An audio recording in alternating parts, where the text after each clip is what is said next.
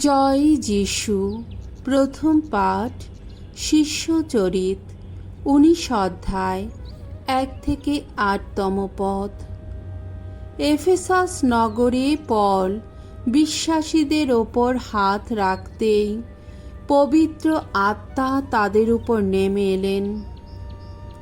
আপোলোস যখন করিন্থে ছিলেন, সেই সময় পল দেশের ভেতরকার পথ ধরে এফেসাস নগরে এসে পৌঁছলেন।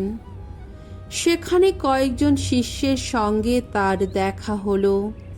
তিনি তাদের জিজ্ঞেস করলেন, খ্রিস্ট বিশ্বাসী হওয়ার সময়ে তোমরা কি পবিত্র আত্মাকে পেয়েছিলে? তারা উত্তর দিল, কই, পবিত্র আত্মা বলে যে কিছু আছে, এমন কথা আমরা তো কখনো শুনিওনি। পল তখন জিজ্ঞেস করলেন, তাহলে তোমরা কোন দীক্ষাস্নান গ্রহণ করেছিলে? তারা উত্তর দিল, যোহনেরই দীক্ষাস্নান। তখন পল বললেন, যোহন যে দীক্ষাস্নানে মানুষকে দীক্ষাস্নাত করতেন, তাতে তো মানুষের মনের পরিবর্তনই ব্যক্ত হতো। তিনি কিন্তু সকলকে বলতেন, তারপরে যিনি আসবেন, অর্থাৎ যিশু, তার ওপরেই তারা যেন বিশ্বাস রাখে। পলের কাছ থেকে এই কথা শুনে সেই শিষ্যেরা প্রভু যিশুর নামে দীক্ষাস্নান গ্রহণ করল। তারপর পল তাদের উপর হাত রাখতেই পবিত্র আত্মা তাদের উপর নেমে এলেন। তখন তারা নানা অজ্ঞাত ভাষায় কথা বলতে লাগল, নানা প্রাবক্তিক বাণী ঘোষণা করতে লাগল। এই শিষ্যদের মোট সংখ্যা ছিল 12 জনের মতো। এরপর থেকে পল সেখানকার সমাজগৃহে যেতে লাগলেন। 3 মাস ধরে তিনি মুক্ত কণ্ঠে সেখানে তার বক্তব্য শোনালেন। ঐশ্বরাজ্যের প্রসঙ্গে বারবার আলোচনা করে তিনি চেষ্টা করতে লাগলেন সকলেই যেন তার কথা বিশ্বাস করে। প্রভুর বাণী। ঈশ্বরকে ধন্যবাদ। শাম সঙ্গীত 68, 1 থেকে 6 পদ। ধো, সারা জগৎ মেতে উঠুক প্রভুর জয়গানে।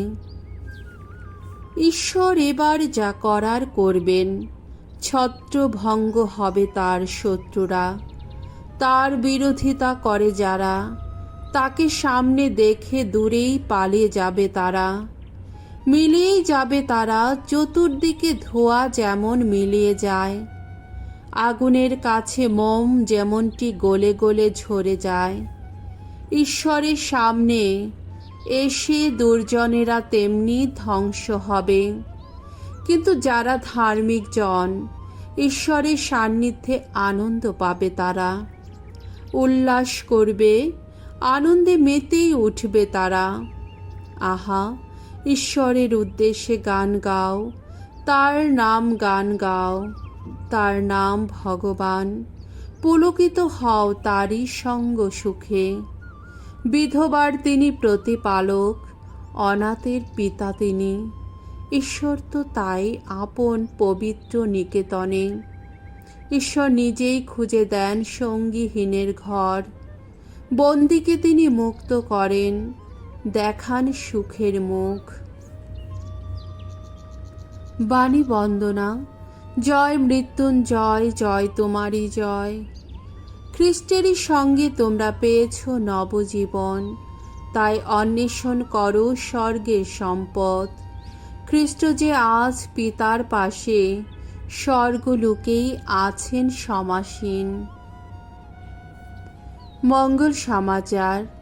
যোহন রচিত মঙ্গল সমাচার 16 অধ্যায়, 29 থেকে 33তম পদ।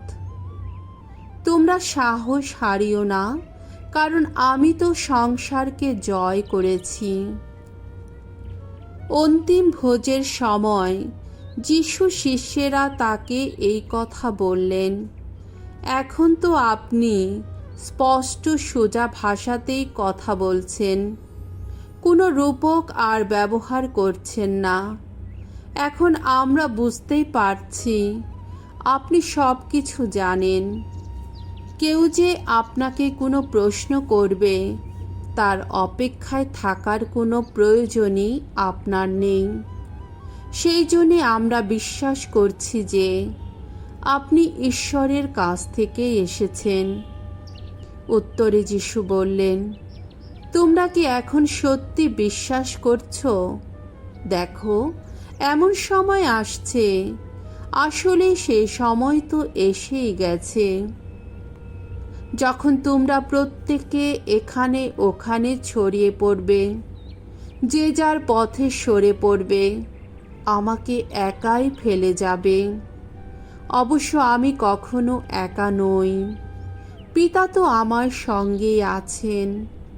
আমি তোমাদের এইসব কথা বললাম যাতে তোমরা আমার আশ্রয়ে শান্তি পেতে পারো। এই সংসারে তোমরা দুঃখ কষ্ট পাবে বটে, তবু সাহস হারিও না, কারণ আমি তো সংসারকে জয় করেছি। প্রভুর মঙ্গলময় বাণী। খ্রিস্ট প্রভু তোমার প্রশংসা হোক।